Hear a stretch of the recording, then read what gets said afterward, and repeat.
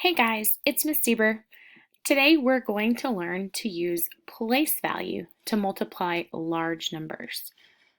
Now remember, when we talk about place value, we're talking about the place of the number. Is it in the hundreds, tens, ones, thousands place? And then we're also talking about what value does that digit have because it's in the hundreds place.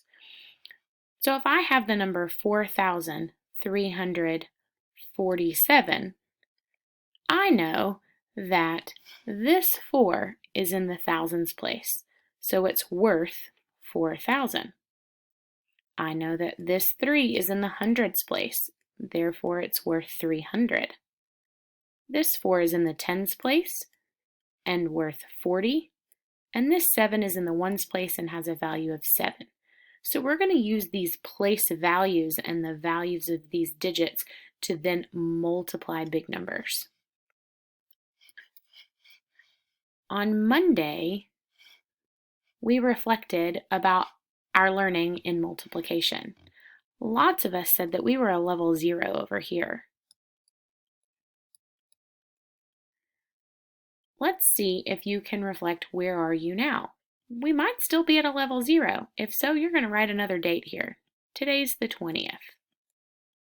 If you think maybe you've got the level 1 down because of yesterday's lesson, then you're going to write 10-20 in this spot.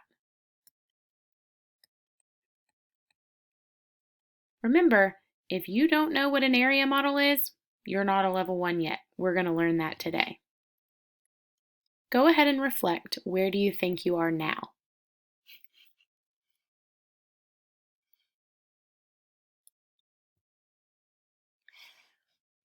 All right, I just want you to watch, listen, and think. Ezekiel has 3 building sets.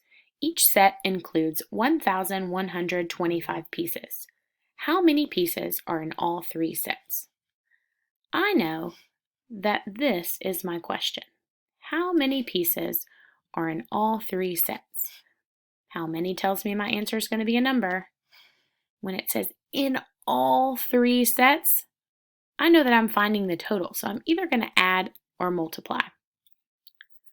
Now, when I go and look up at my other words, I see that Ezekiel has 3 sets.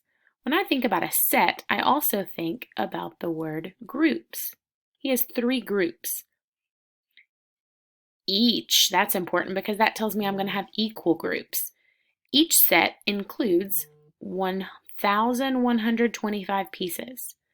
So if he has 3 sets and each one has 1,125 pieces, I know that I can multiply to find this total.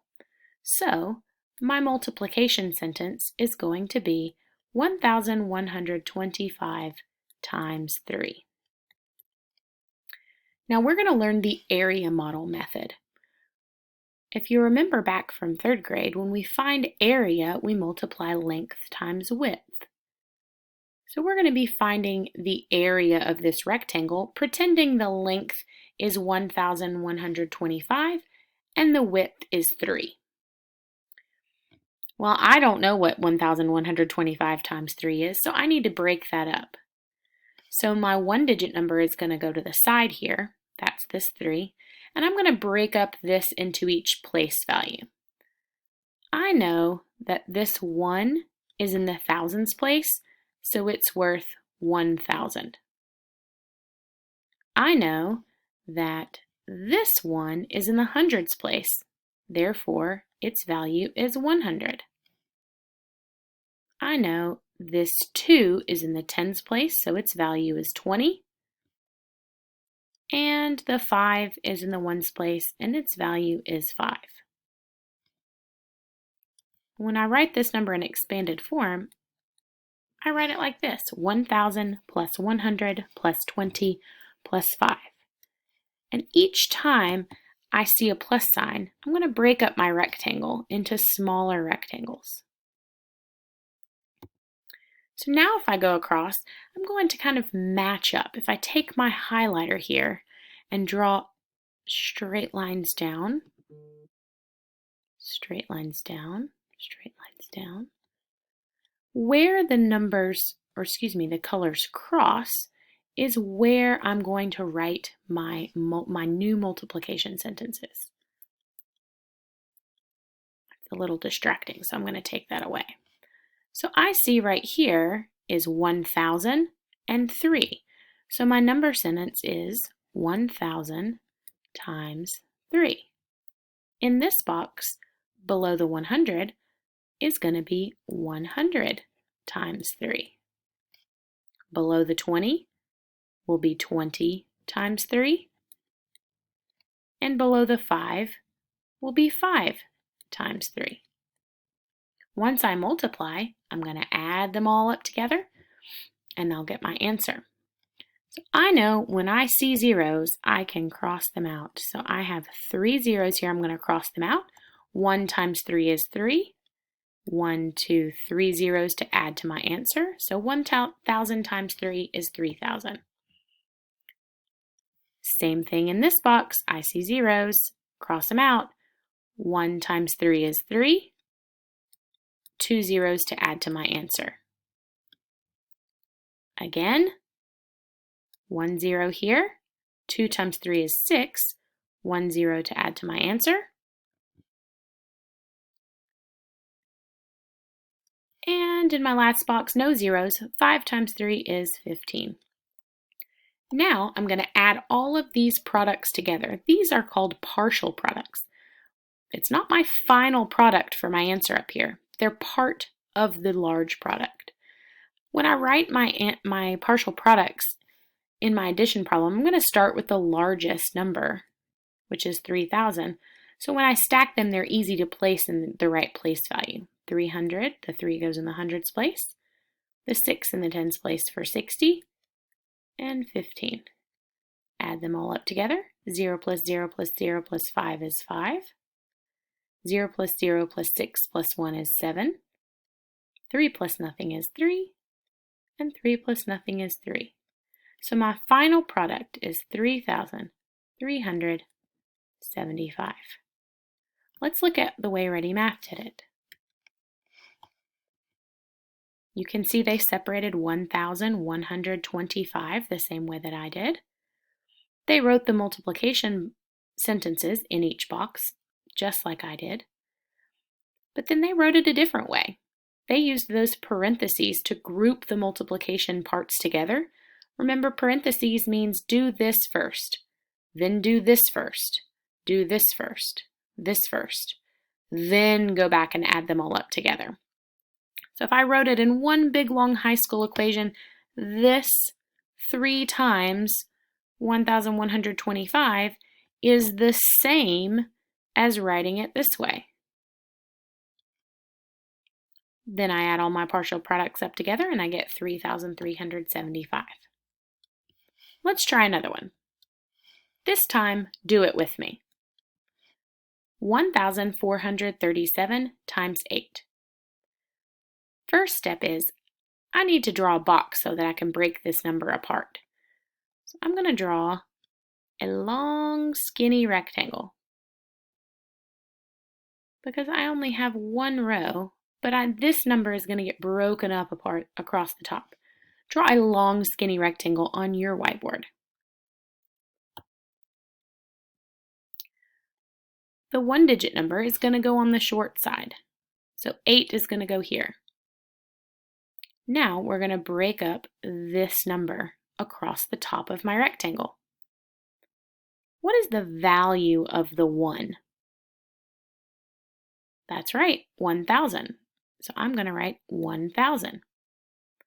What is the value of the 4? Good. The 4 is in the hundreds place. It's worth 400. What is the value of the 3?